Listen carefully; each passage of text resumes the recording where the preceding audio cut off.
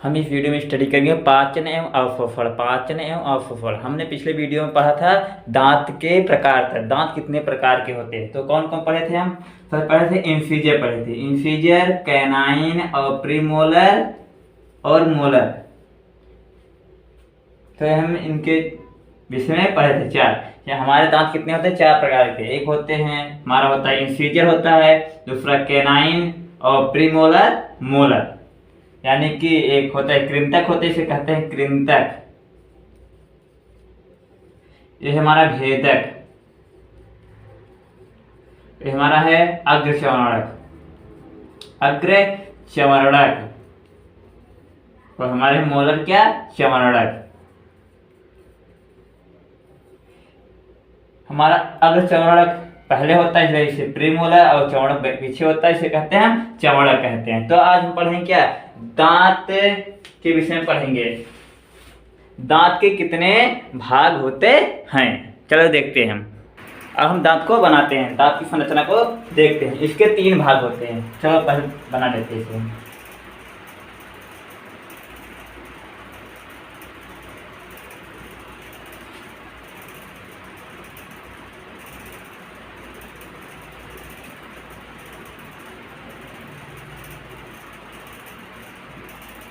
इसके हो गए जड़ें,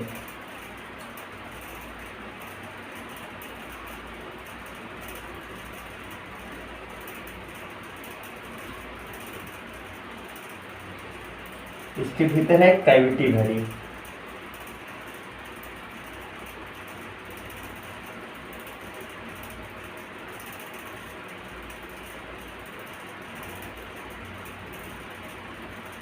हमारे दांत की कैविटी।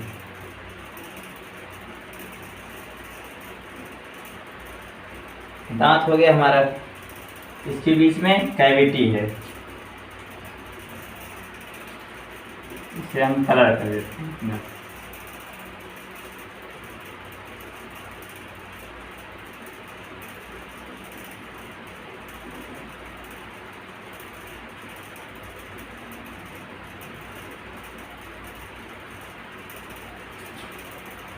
बीच में आते हैं कैविटी।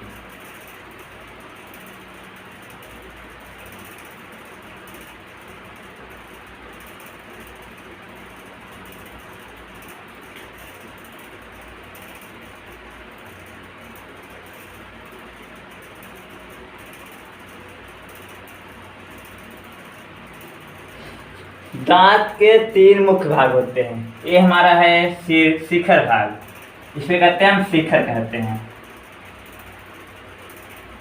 और आता है मध्य में हमारा क्या? ग्रीवा भाग, ग्रीवा भाग। और हमारा ये है जड़। ये हमारा मसूड़ों के ऊपर दिखाई देता है, इतना भाग मसूड़े के ऊपर दिखाई देता है, इतना भाग हमारे मसूड़े के ऊपर दिखाई देता है, इसे हम कहते हैं शिखर। और जो मसूड़ों के बीच में होता है उसे कहते हैं ग्रीवा, और मसूड़े के बीच में जो धसे हुए भाग होते हैं उसे कहते हैं हम जड़। यानी कि दांत के तीन प्रमुख भाग होते हैं, इसे बोलते हैं क्राउन कहते हैं अंग्रेजी में, क्राउन, CROWN। ये हमारा नेक है, यानी ये हमारा नेक है, और ये हमारा रूट है। तो हमने क्या देखा कि हमारे दांत चार प्रकार, हमारे शरीर में दांत चार प्रकार के होते हैं। हम कह सकते हैं मनुष्यों के शरीर में दांत चार प्रकार के होते हैं। और दांत के तीन मुख्य भाग होते हैं। एक होता है हमारा शिखर यानी क्राउन, दूसरा हमारा नेक यानी ग्रीवा, और तीसरा हमारा रूट यानी कि जड़। शिखर भाग मसूड़ों के बाहर निकला होता है, और यह शिखर भाग हमारे मसूड़ों के बाहर होता है। और जो हमारा ग्रीवा है यह जड़ और शिखर के बीच का भाग होता है, या हमारे जड़ और शिखर के बीच का भाग होता है। ग्रीवा जो है हमारे मसूड़ों में स्थित भाग, मसूड़ों के स्थित भाग। मान लेते हैं हम बगल बनाते हैं मसूड़ा, तो हम देख लेते हैं पूरे दांत की संरचना को देख लेते हैं। मान लेते इधर हमारा मसूड़ा है, ये हमारा क्या है? मसूड़ा है।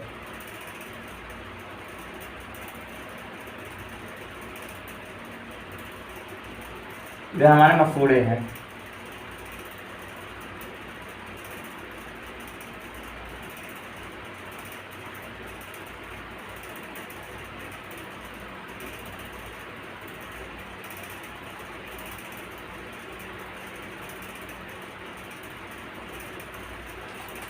थोड़ा गड़बड़ हो गया, इसे फिर से बनाते हैं। ये हमारा हो गया मफूड़े, ये दोनों मफूड़े हैं, मफूड़े ये हमारे मांसपेशियां हैं, मफूड़े हो गए। उसके बीच में एक कैविटी होती है, एक कैविटी होती है, और जो हमारा दांत होता है इनेमल से मिलकर बना होता है। इसके ऊपर एक पदार्थ इनेमल का आवरण होता है, इनेमल का आवरण होता है। इसके ऊपर इनेमल होता है, उसके नीचे का डेंटाइन होता है। हमारे क्या है, डेंटाइन, इसे कहते हैं डेंटाइन, हमारा डेंटाइन हो गया। उसके बाद पल्प कैविटी, ये हमारा क्या है, कैविटी जो है पल्प कैविटी बोलते हैं, पल्प कैविटी, इसको कहते हैं पल्प कैविटी। और आज हमारे नीचे का क्या है, इसके भीतर सेमेंटम है, ये हमारा सेमेंटम है। इसके विषय में आगे बताते हैं सेमेंटम क्या है। हमारा सेमेंटम हो गया, उसके रूट कैनाल हो गए। इसके बीच में हमारे देखो जड़ सही संरचना दिखाई, ये रूट कैनाल है, रूट कैनाल, हमारा रूट कैनाल हो गया।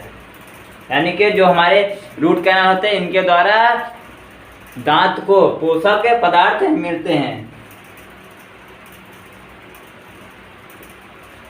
उसके बाद क्या, इसमें हड्डियां होती हैं, हमारे मफूड़े के भीतर क्या होती हैं, हड्डियां होती हैं, जहां दांत फिक्स होते हैं, स्थित होते हैं। इसे कहते हैं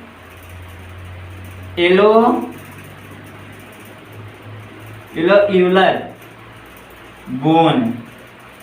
इसमें दांत हमारे धंसे होते हैं। तो हमने क्या बताया कि दांत के हमारे कितने भाग होते हैं, 3, शिखर, ग्रीवा और जड़। शिखर भाग मफूड़ों के बाहर स्थित हो रहता है, जड़ जबड़े में, जड़ जबड़े की हड्डी के गड्ढे में रहती है। जो इसकी जड़ होती है यह हड्डी के बीच में स्थित होती है। ग्रीवा मफूड़े में स्थित भाग को कहते हैं। जो ग्रीवा होता है, जो मफूड़े के भाग में स्थित होता है, ये हमारे क्या है, मफूड़ों के बीच में स्थित भाग दांत का क्या होता है, ग्रीवा, दांत की ग्रीवा कहलाती है। और चमड़क एवं चमड़क, यानी कि जो हमारा प्रचमड़ा है, प्रीमोलर है और मोलर है, दांतों में प्रायः 2 या 3 जड़ होती है। जो हमारे प्रीमोलर होते हैं और मोलर होते हैं। जो हमारा दांत कितने हैं, 4, incisor, canine, premolar and molar, 4 होते हैं ना, प्रीमोलर और मोलर।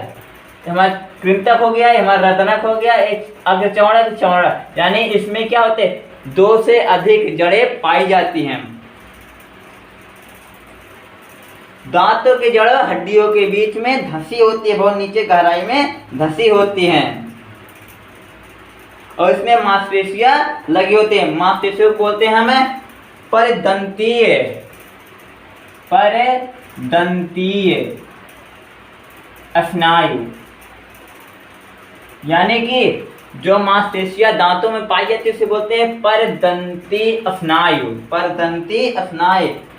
पेरिओडेंटल, इसे अंग्रेजी में कहते हैं पेरिओडेंटल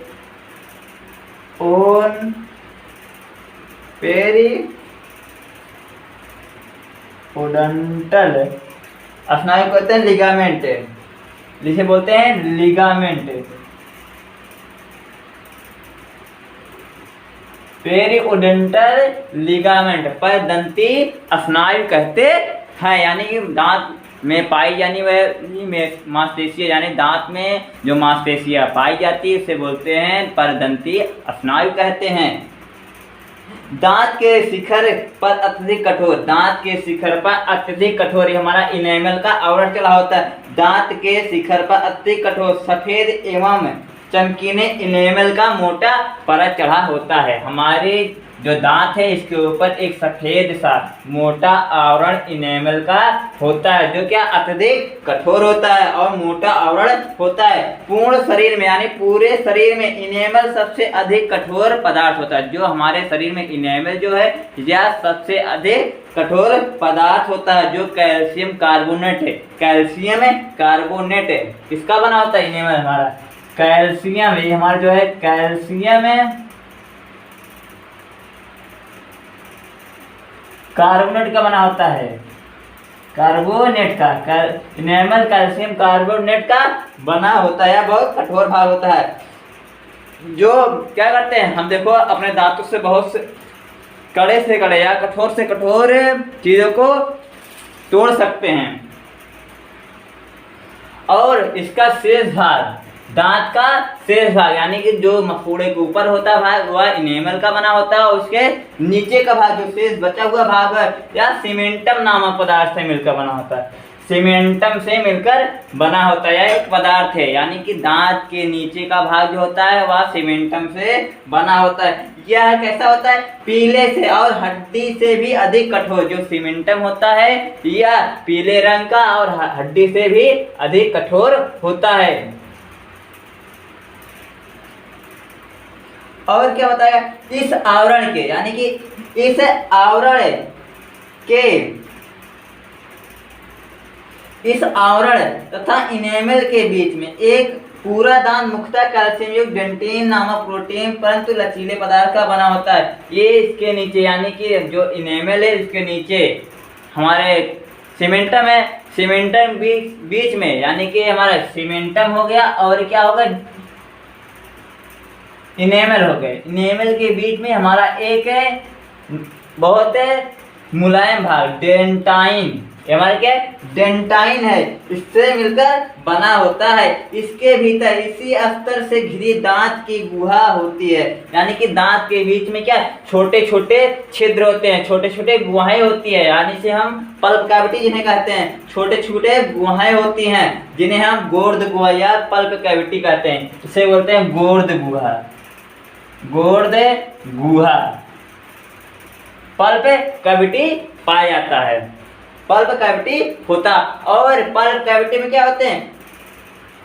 डेंटाइन की पूरी मोटाई फैली अनेक महीन शाखाविहीन क्षैतिज नलिकाएं होती हैं, और डेंटाइन के बीच बहुत सारी क्या क्षैतिज रेखाएं होती हैं, क्षैतिज रचनाएं होती है। गोर्द गुहा जड़ के आधार से सिरे पे एक छिद्र द्वारा खुलती है। जो गोर्द गुहा होती है यही तो हमारे गोर्द गुहा है, या नीचे जाकर एक छिद्र द्वारा खुलती है, यही तो हमारा छिद्र है। ये तो इसका तो यही तो है, ये खुलती है, और इसमें भी ये है खुलती है, नीचे जाकर के खुलती है, जिसे हम कहते हैं क्या? गोर्द कहते हैं। इसमें भरे गाढ़े संयोजी ऊतक को गोर्द कहते हैं, यानी इसके भीतर क्या बताया गया?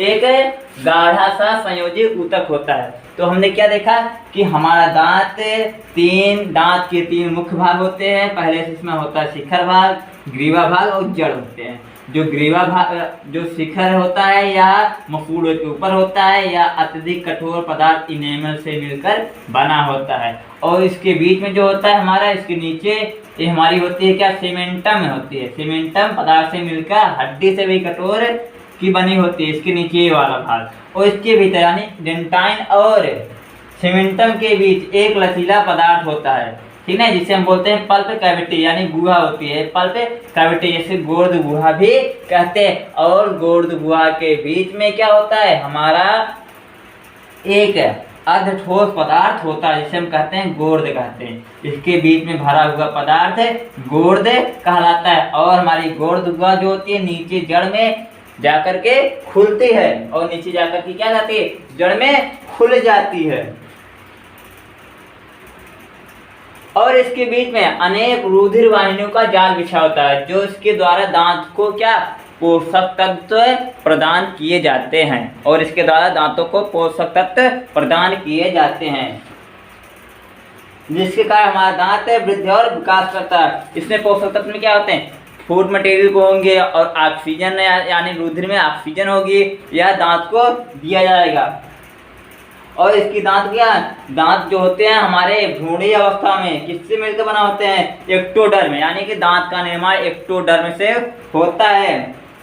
परंतु दांतों के शेष भाग मीसोडर्म कोशिकाओं से होती है। इनेमल की उत्पत्ति, यानी कि जो हमारा इनेमल होता है या किससे मिलकर बना होता है? हमारा इनेमल जो होता है या यह हमारे किससे, एक्टोडर्म से, इनेमल एक्टोडर्म से मिलकर बना होता है। दांत का शेष भाग जो इतना बचा हुआ है यह किससे मिलकर बना होता है, इसे कहते हैं हम मीसोडर्म। ये हमारा मीसोडर्म से मिलकर बना होता है इतना भाग, मीसोडर्म से,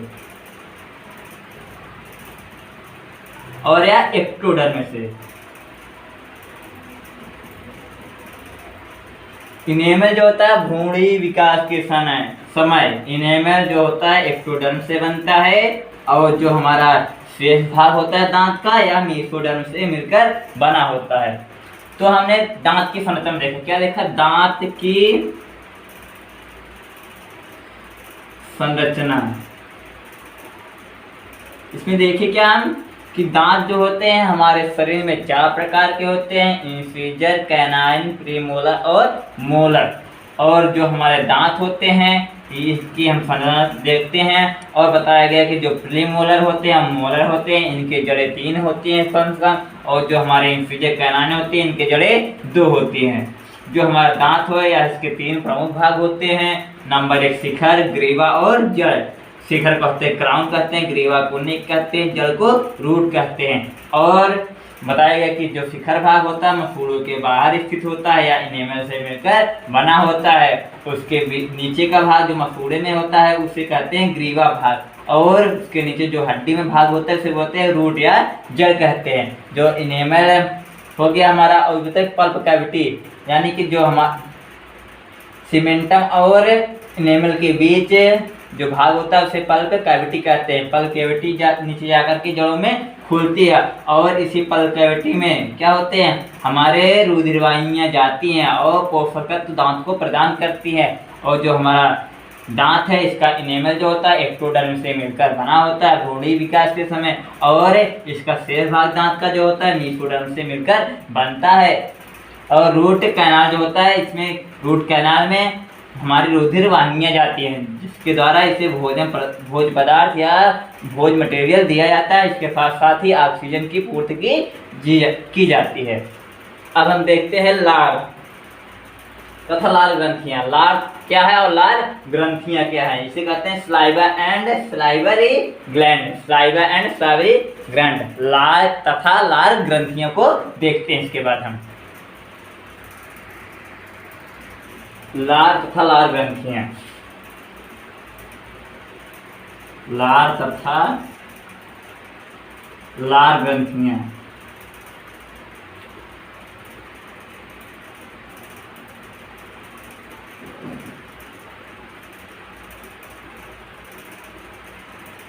इसे अंग्रेजी में कहते हैं saliva, saliva and salivary gland.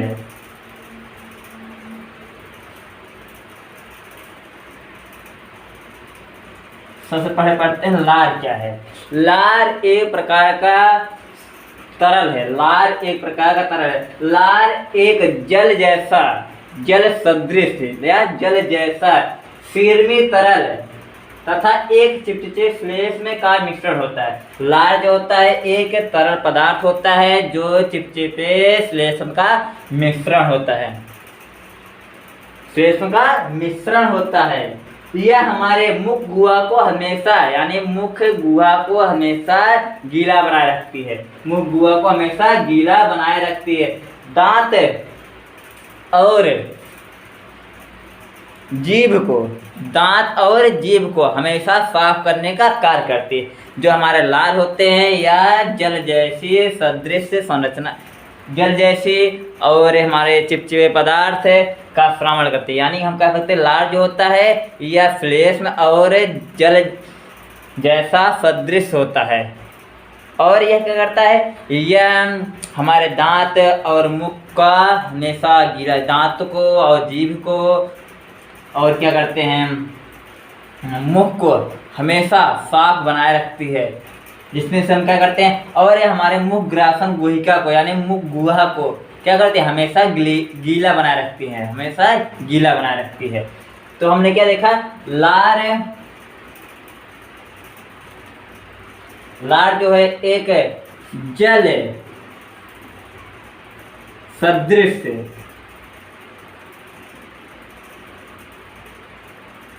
लार जल सदृश सिरमी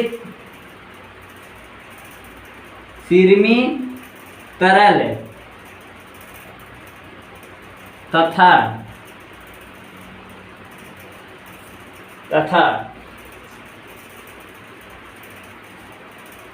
एक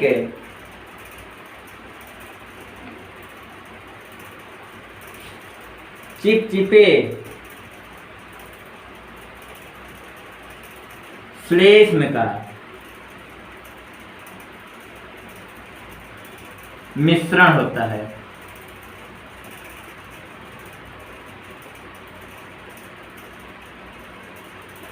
लार जो है, लार जल सदृश सिरमी तरल तथा एक चिपचिपे श्लेष्म का मिश्रण होता है जो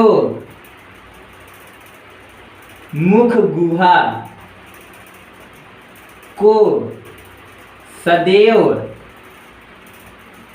गीला बनाए रखती है।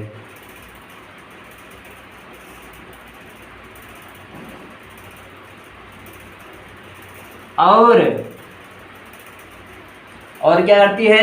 दांत तथा जीभ को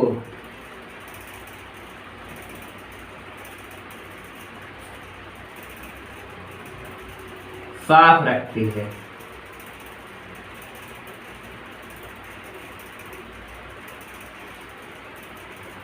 लार में टाइलिन नामक एंजाइम पाया जाता है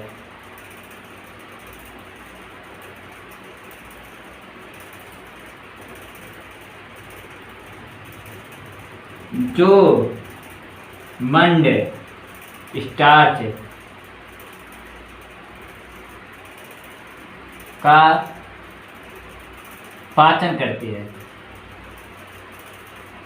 करता है, जो स्टार्च का पाचन करता है। लार जल सदृश सिरमी तरल तथा एक चिपचिपे श्लेष्म का मिश्रण होता है जो मुख गुहा को सदैव गीला बनाए रखती है और दांत तथा जीभ को साफ रखती है। लार में टाइलिन नामक एंजाइम पाया जाता है जो मंड का पाचन करती है। अब देखते हैं क्या है, इसके बाद क्या करते हैं आगे देख लेते हैं। इसके बाद हम लार भोजन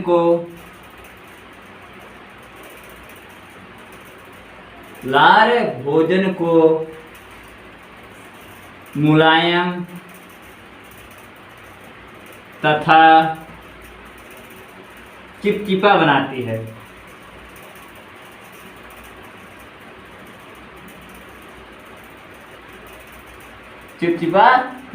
है। और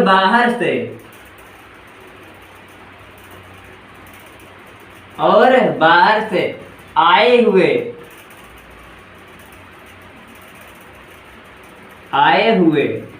जीवाणुओं का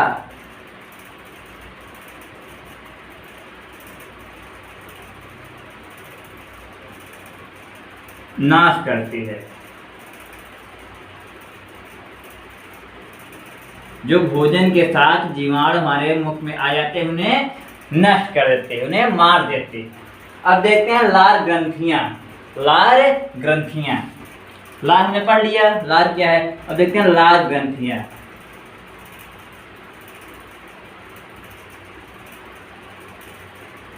लार ग्रंथियां स्लाइवरी ग्लैंड, इसे कहते हैं स्लाइवरी ग्लैंड कहते हैं, लार ग्रंथियां कहते हैं। जो हमारे लार ग्रंथियां आती है दो प्रकार की होते हैं, एक होती है लघु, दूसरा होता है प्रधान। पहला होता है लघु लार ग्रंथि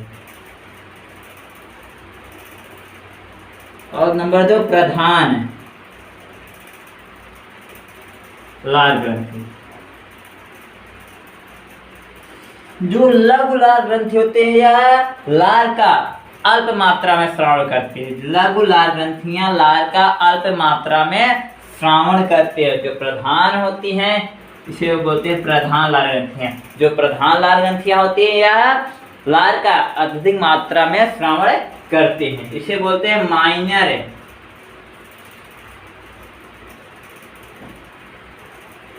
सलाइवरी ग्लैंड।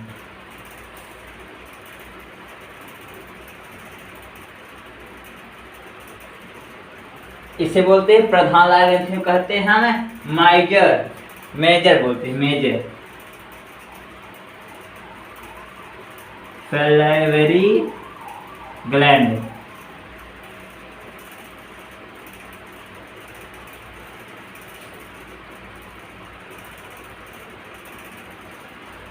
यानी कि लघु लार ग्रंथि उसे कहते हैं जो लार का अल्प मात्रा में श्रावण करती हैं, और प्रधान लार ग्रंथियां ऐसी ग्रंथियां होती हैं जो लार का अत्यधिक मात्रा में श्रावण करती हैं। अब देखते हैं लार ग्रंथियां कितने प्रकार की होती हैं। लार ग्रंथियां कितने प्रकार की होती है उनके विषय में देखते हैं। लार ग्रंथियों के प्रकार देखते हैं।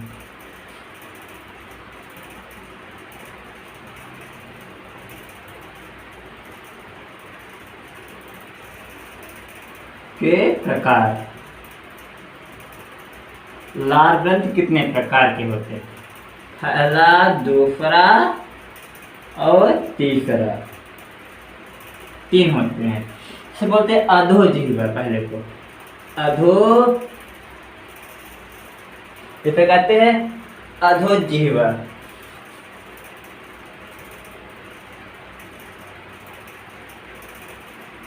और दूसरा कर्णमूल,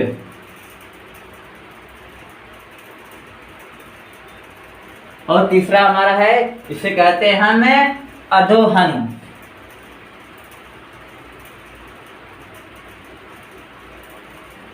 अधोहनु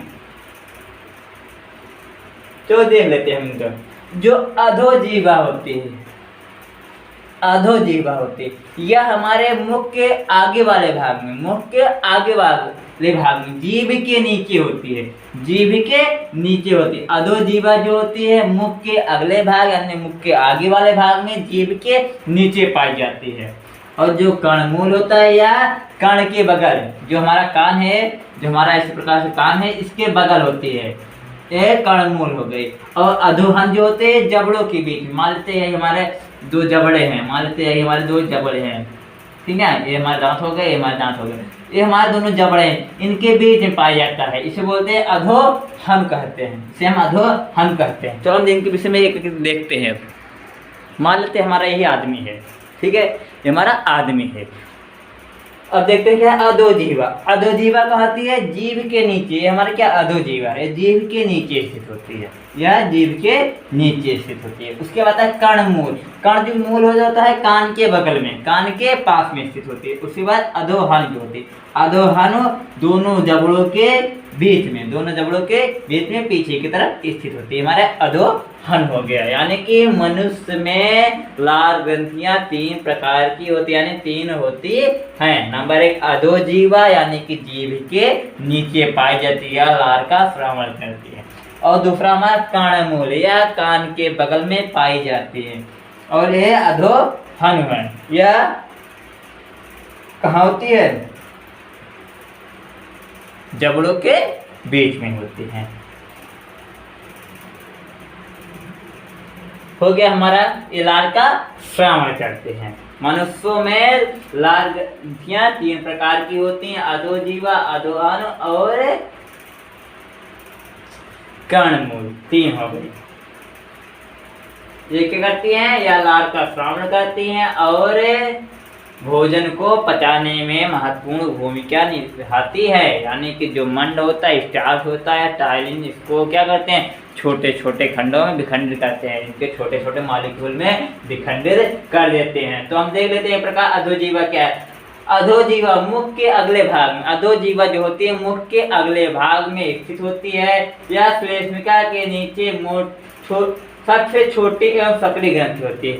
जो अधोहन हो यानी कि अधोहन होता है, या सबसे छोटा होता है, या जीभ के नीचे स्थित होता है, या सबसे छोटी सक्रिय यानी कि बहुत कम स्थान में स्थित होती है सक्रिय ग्रंथि जो श्लेष्म का श्रावण करती है। प्रत्येक ग्रंथि से कई महीने वाहिकाएं निकलकर जीवा संधायक के पास खुलती है, यानी इसमें बहुत सारी नलिकाएं निकलती है और जीभ के नीचे जाकर के खुलती है। यानी कहा गया कि अधोजीवा जो होती है जीभ के नीचे स्थित होती है, मुख के अगले भाग में जीभ के नीचे स्थित होती है, और इसमें से बहुत सारी पतली पतली नलिकाएं निकलती हैं जो जीभ के नीचे जाकर के लार का श्रावण करती है। उसके बाद आता है हमारा कर्णमूल क्या है। कर्णमूल क्या है? जो कर्णमूल है कपालों में कर्ण पल्लवों के नीचे यानी काल के जो पर्दे उनके नीचे कर्ण पल्लवों के नीचे और आगे की ओर स्थित पीली से एक छोटी चपटी सबसे बड़ी लाल ग्रंथि होती है। सबसे बड़ी यानी जो कर्ण मूल होता है या बड़ी ग्रंथि होती है जो कर्ण पल्लवों के नीचे स्थित होती है। और यह बताए यह प्रत्येक की लंबाई जो हमारे कर्ण पल्लव है इनकी प्रत्येक की लंबाई कितनी होती है? यह लंबी होती है, बहुत लंबी होती है, यानी प्रत्येक की लंबी एवं मोटी वाहिनी को स्टेशन नलिका कहते हैं। इससे जो नलिकाएं निकलती हैं ये हमारी नलिकाएं निकलती हैं कर्ण, इसे बोलते हैं स्टेशन नलिका कहते हैं। स्टेशन से नलिका कहते हैं, यानी कर्ण जो हमारा कर्ण मूल है इससे जो नलिका निकलती है स्टेशन से नलिका कहते हैं। यह अपनी ओर द्वितीय ऊपरी चौड़क है, यानी द्वितीय ऊपरी चौड़क यानी ऊपर की तरफ जो दूसरे चौड़क है दूसरे नंबर के चौड़क है, यह अपने द्वितीय के ऊपरी चौड़क है दंत के सामने वेंटिब्यूल में एक अंकुर पर खुलती है। यानी कि यह क्या करती है? जो हमारा ऊपरी भाग है जो हमारा ऊपरी भाग मुख का है इसमें दांत होते हैं। कौन है? मोलर के दूसरे नंबर पर एक नलिका द्वारा खुलती है जो वहां से लार का श्रावण करती है। उसके बाद आगे हमारा अधोहनु आ गया। सब मैंडिबुलर ग्रंथियां ये निचले यानी कि अधोहनु निचले जबड़े के पश्च भाग में जीवा के जड़ की इधर उधर श्लेष्म का श्रावण करती हैं।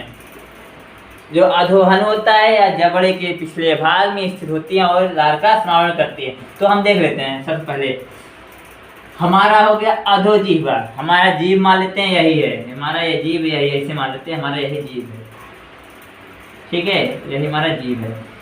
इसके नीचे जगह होंगी एक लाल ग्रंथि यहाँ पर, एक लाल ग्रंथियां यहाँ पर, ठीक है, यानी कि अधो जीवा की संख्या 2। कर्णमूल कान कितने? 2, इसलिए कर्णमूल की संख्या 2। कितनी? इसके भी 2। अधोहनु जबड़े के नीचे दोनों तरफ 1 यानी कि 2। लाल ग्रंथियों की संख्या कुल 6 होती है। यह भोजन को हमेशा चिपचिपा बनाए रखती है और गुहा को हमेशा गिला बनाए रखती हैं।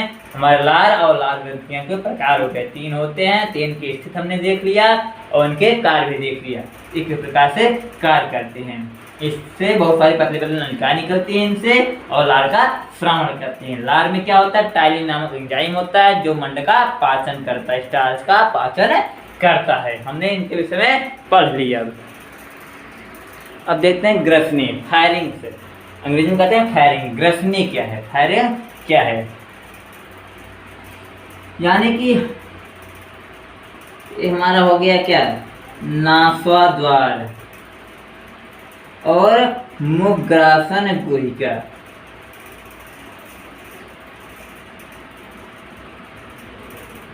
ये हमारा हो गया नासाद्वार और मुखग्रासन गुहिका, यानी वह स्थान यहाँ पर नासादार और मुखग्रासन गुहिका आपस में मिलती है उसे कहते हैं ग्रसनी। ये हमारे क्या है? ग्रसनी है। ये क्या है?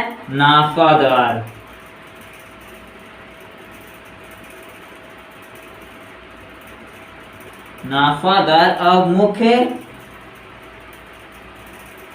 गुहा यानी दोनों नलिकाएं जिस स्थान पर खुलती है उसे हम कहते हैं ग्रसनी। और ग्रसनी में हमारा क्या होता है, स्वर यंत्र होता है, स्वर यंत्र होता है, स्वर यंत्र। इसमें बहुत सारी पतली पतली क्या होते हैं, बहुत पतली पतली महीन महीन मांसपेशियों की बनी हुई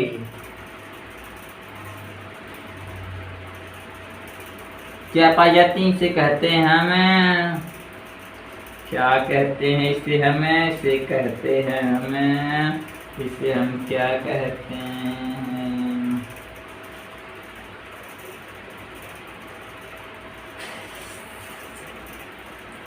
सूत्रनुमा, पतली पतली सूत्रनुमा क्या होती है, इसमें ये जाल होते हैं, ऐसे बने हुए जाल होते हैं इस प्रकार। इसमें क्या होता है, वायु आकर के टकराती है, वायु आकर के टकराती है और इसमें से ध्वनि निकलती है। जिस प्रकार से हमारे गिटार में हो गया पतली पतली फूट, जैसे क्या धागे में संरचनाएं होती हैं, ठीक ना, उसे क्या कहते हैं मुझे याद नहीं आ रहा है तुरंत अभी। तो उसे तो इसमें क्या होती है, वायु आकर के टकराती है और इसमें से ध्वनि निकलती है, जिसके कारण मनुष्य बोलता है और आवाज सुनाई देता है। यानी कि हम कह सकते हैं कि ग्रसनी में ही स्वरयंत्र होता है। और स्वरयंत्र क्या होता है, ये मांसपेशियों का बनी हुई सूत्रबद्ध रचनाएं होती है, जिसमें वायु की आकर के टकराती है और इससे स्वर निकलता है, इसलिए इसे कहते हैं स्वर यंत्र कहते हैं। ये हमारे ग्रसनी हो गई। और ग्रसनी के उसके बाद देखते हैं क्या है, देखो मुख्य ग्रसनी छोटी और गल द्वार द्वारा मुख्य गुहिका से जुड़ी होती है। ग्रसनी के पिछले व निचले सक्रिय भाग को कंठ ग्रसनी कहते हैं, कंठ ग्रसनी कहते हैं। यानी जो हमारा कंठ होता है, यही कंठ है, इसे हम कंठ ग्रसनी कहते हैं। यानी कि जहाँ स्वरयंत्र स्थित होता है वहां पर ग्रसनी सक्रिय हुई होती है, बहुत कम स्थान पर स्थित होती है, इसे हम कंठ ग्रसनी कहते हैं। जहाँ पर स्वरयंत्र स्थित होता है उसके नीचे देखो हो गया ना, इसके ठीक नीचे आगे की ओर श्वास नाल के छोर पर स्थित कंठ का ढाला एक लचीली उपास का बना हुआ पत्तीनुमा, उपास का बना हुआ, यही उपास का बुना पत्तीनुमा चल ढक्कन सा ढापी होता है। क्या जो हमारे घाटी द्वार होता है, इस क्या हमारे जो इसके ऊपर घाटी द्वार होता है, घाटी द्वार वह कैसा होता है, एक ढक्कन का कार्य करती है। जब भोजन आता है तो वह श्वसन मार्ग को बंद कर देती है। यहाँ पर क्या होता है, श्वसन मार्ग को बंद कर देती है। जब भोजन अंदर एंट्री किया तो यह बंद हो जाएगी। यहाँ पर आकर के ये क्या करती हैं, देख लेते हैं इसे अच्छे फिर से। ऐसी आती है, ऐसे ये अमा से नीचे बन जाता है, इधर से ये आकर के हमारा इसी के ऊपर से देख लेते हैं, इधर हमारा फेफड़ा इधर फेफड़ा बन जाते हैं, ठीक ना। ये जाकर के पीछे क्या अमाशय बना देते हैं, ऐसे नीचे अमाशय बना। जब भोजन ग्रहण करते हैं तो यह नासाद्वार का ढक्कन बंद हो जाता है। कि गड़बड़ हो गया थोड़ा सा, इधर से नहीं इधर बनाते हैं, यहाँ पर कहाँ के हमारा इधर मान लेते हैं, ठीक। जब भोजन आता है तो ऐसा भोजन निकलते हुए सीधा ग्रसनी होकर आमाशय में चला जाता है और इसका जो हमारा फेफड़े के ऊपर यानी श्वसन मार्ग है, इसका ढक्कन बंद हो जाता है, हो गया, जिसके कारण से भोजन श्वसन मार्ग में नहीं जाता है। और दूसरा क्या हमारा, जब हम सांस लेते हैं तो हमारा क्या आमाशय के ऊपर एक ढक्कन लगा होता है, जो ढक्कन वह बंद हो जाता है और वायु क्या होती है सीधे फेफड़े में चली जाती है। तो क्या बताया गया, हमारे ग्रसनी में एक धापन होता है, एक ढक्कन होता है जो उपास का बना होता है, जो पत्ते सदृश उपास का बना होता है। इस प्रकार से मान लो यहीं पर जुड़ा हुआ है, ऐसे जब भोजन आता है तो क्या कहता है, यह भोजन वाली नली खुल जाती है और श्वसन वाली नली बंद हो जाती है, यानी वायु आने वाली यानी नासादार वाली ढक्कन बंद हो जाती है।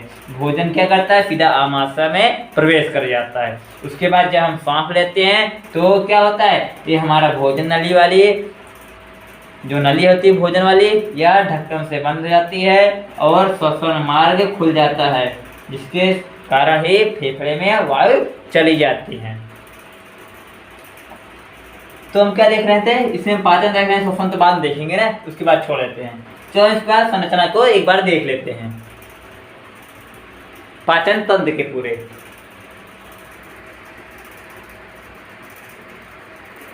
ये हमारा पाचन मान लेते हैं, ये हमारा हो गया मलाशय, ये हमारा गुदा हो गया, अपेंडिक्स हो गया हमारा,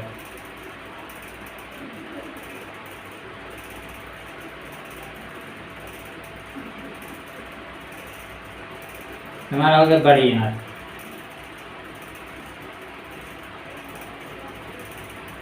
हमारी छोटी आंत, अग्नाशय,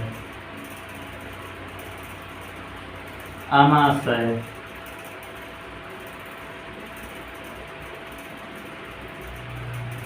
पित्ताशय, यकृत, ग्रासनली,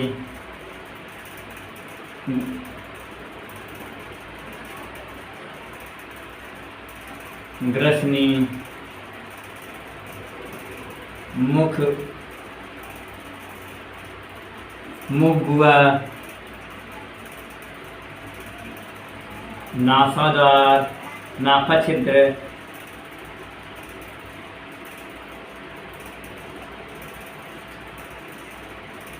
नासाद्वार। ऊपर दिख नहीं रहा होगा, दिक्कत हो रही होगी, थोड़ा देर से काम चलाओ। वैसे क्या हो गया, ये हमारा नासा छिद्र हो गया, नासादार हो गया, मुख हो गया, मुखगुआ हो गया, ग्रसनी हो गया, ग्रासनली हो गया, आमाशय हो गया, अग्नाशय हो गया, यकृत हो गया, पित्ताशय हो गया, हमारे पास छोटी आंत, बड़ी आंत, अपेंडिक्स, गुदा और मलाशय हो गया। जब हमारा भोजन ऐसे आता है, मुख से आया तो क्या हुआ, यहाँ पर हमारे क्या फेफड़े लगे हुए हैं, इस प्रकार से हमारे तो ऐसे फेफड़े लगे हुए हैं। तो फेफड़े के जो ढक्कन होते हैं वे बंद हो जाते हैं, भोजन सीधे आमाशय में चला आता है। जब हम सांस लेते हैं तो आमाशय की नली जो होती है, भोजन की नली जो होती है वह बंद हो जाती है, वह सीधे क्या करती है, सांस सीधे फेफड़े में चली जाती है। भोजन आया, आमाशय में गया, आमाशय में इसका पाचन हुआ कुछ मात्रा में, यहाँ पर HCl होता है जो जीवाणु का नाश करते हैं और इसमें जठररस हो जाते हैं जो भोजन को क्या पचाते हैं, भोजन को पचाते हैं। उसके बाद हमारा आता है क्या है, नीचे आता है भोजन, ठीक, पित्ताशय से पित्त रस आता है, यानी इधर तो क्या होता है, अम्लीय माध्यम में भोजन का पाचन, यहाँ पे तो अम्लीय माध्यम भोजन का पाचन होता है, नीचे क्षारीय माध्यम में भोजन का पाचन होता है। भोजन नीचे आया, कहाँ आया, छोटी आंत में आया, छोटी आंत में भोज्य पदार्थ का पाचन होता है, यानी कि पचे हुए भोज्य पदार्थों का पाचन होता है। और उसमें क्या, छोटे छोटे सूक्ष्म अंकुर निकले होते हैं, छोटे छोटे सूक्ष्म अंकुर निकले होते हैं, और सूक्ष्म अंकुर में क्या होते हैं, हमारे पतली पतली रुधिरवाहिनियां होती है जो बचे हुए भोज्य पदार्थ का अवशोषण कर लेती है। यानी इसी प्रकार से जो हमारे सूक्ष्मांकुर होते हैं या छोटी आंत के सरफेस एरिया को बढ़ा देते हैं, यानी कि उसे भोजन अधिक से अधिक पचा यानी अवशोषित किया जा सके, ठीक है ना। उसके बाद भोजन आगे बढ़ेगा, आएगा किसमें, बड़ी आंत में, बड़ी आंत में आएगा तो भोजन आगे बढ़ेगा। और इसमें क्या होता है, बड़ी आंत में हमारे जल का अवशोषण होता है, किसका, जल का अवशोषण होता है, इसमें बड़ी आंत में जल का अवशोषण होगा और भोजन ऐसे आगे बढ़ता रहेगा। जो अपचा पदार्थ रहेगा वह आकर के मलाशय में एकत्र हो जाएगा, यानी कि जो बच गया पचने से, वह आकर के मलाशय में एकत्र हो जाएगा और गुदा द्वारा इसे बाहर निकाल दिया जाएगा। इसे हम बोलेंगे रॉ मटेरियल, ठीक ना।